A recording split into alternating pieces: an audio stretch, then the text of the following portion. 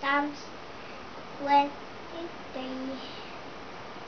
The Lord is my shepherd, I shall not want. He maketh me to lie down in green pastures.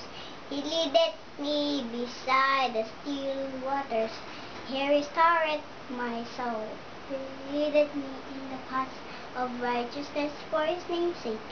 Yea, though I walk through the valley of the shadow of death, I will fear no evil, for thou art with me.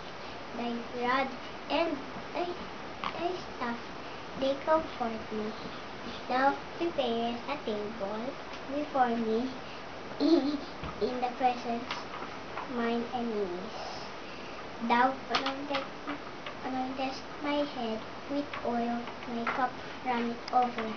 Surely goodness and mercy shall follow me all the days of my life, and I will dwell in the house of the Lord forever. Yes.